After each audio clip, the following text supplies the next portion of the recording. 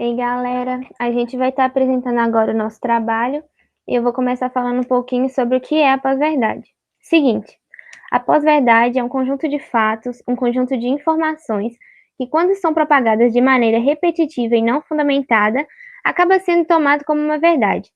No segundo tópico aí do slide, está falando o seguinte: contexto em que se desvaloriza a verdade objetiva, comprovada pelos fatos, aceitando qualquer discurso como correto. Ou seja, essa verdade não fundamentada vai sempre acabar desvalorizando a verdade que é comprovada pelos fatos, e a sociedade pode acabar aceitando qualquer discurso como correto.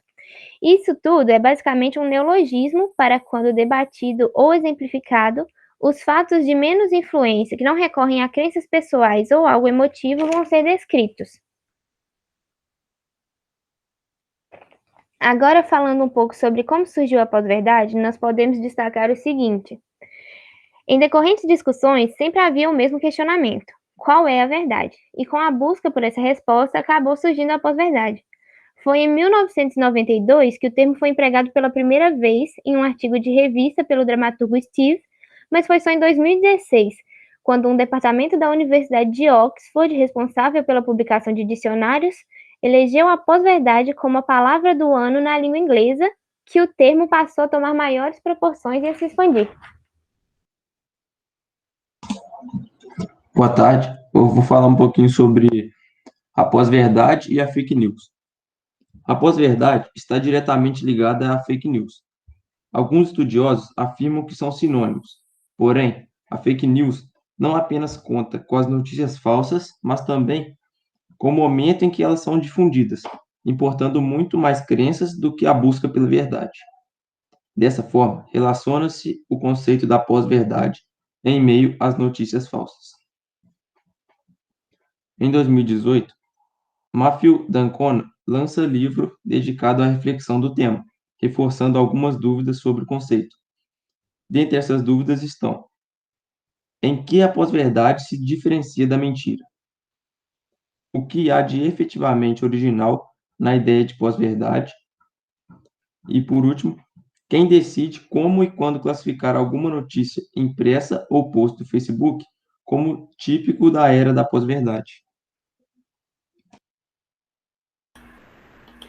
Onde atua a pós-verdade? A pós-verdade está muito presente nos campos de atuação política. A partir de 2018, os políticos passaram a praticar a pós-verdade como ascendente, como forma de manipular as informações passadas à sociedade. Podemos perceber essa atuação em muitos países, como Austrália, Brasil, Índia, Rússia, Reino Unido e Estados Unidos. Um dos principais usuários dessa prática foi o ex-presidente dos Estados Unidos, Donald Trump, que em seus discursos usava argumentos sem embasamento e lógica, levando legiões desinformadas a apoiá-los. A pós-verdade em tempos de Covid-19. Não podemos deixar de contextualizar a pós-verdade nos tempos atuais. A pandemia da Covid-19 serviu como uma fonte de negacionismo e de pregações da pós-verdade. Uma das características da pós-verdade é a negação das comprovações da ciência. No Brasil, podemos ver a presença da atitude negacionista por parte do governo, principalmente do presidente, na qual a descrença das comprovações científicas vem tirando a vida de milhares de brasileiros. Além da desinformação, vemos como consequência dela o grande trânsito de fake news, que buscam explicar sem certeza dados da pandemia. E aí, Geraldo, e aí, turmas, agora eu vou falar como que funciona mais ou menos na prática a presença da pós-verdade. E para dar início, eu vou trazer um fato histórico que envolve Aristóteles e Galileu, que são grandes precursores em diversos conceitos nas áreas da ciência. Então, quando Aristóteles escreveu seu livro sobre a natureza, ele afirmava que dois corpos do alto de uma torre nunca cairiam à mesma velocidade, pois o de maior massa cairia primeiro. Então, essa seria a ideia de pós-verdade. E Galileu Galilei, ao contrário, resolveu provar experimentalmente que a massa não interferia na queda, pois ambos chegavam no solo com a mesma velocidade. Essa seria a característica da verdade, já que Galileu conseguiu provar por meio de experimentos que a massa não influenciava no tempo na velocidade no final da queda de objetos. Nessa tirinha temos o filósofo francês René Descartes, do lado esquerdo, que queria chegar no conhecimento absoluto e, para tal, era preciso duvidar de tudo que já estava posto. A única coisa que ele não podia duvidar era da própria dúvida e, consequentemente, do seu pensamento. Assim, surgiu a máxima do penso, logo existo, podendo então comprovar esse fato e caracterizá-lo como a verdade.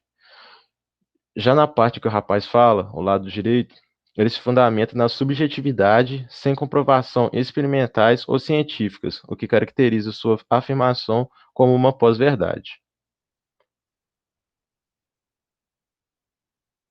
Agora, nessa outra tirinha, temos o pescador, que é uma figura conhecida popularmente por contar suas histórias fantasiosas.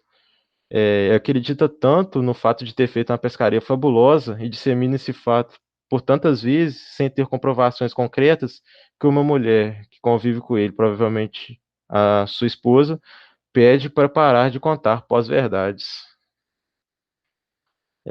Obrigado pela atenção, e o nosso grupo é esse, e as fontes que usamos para pesquisa estão aí na tela. Até mais.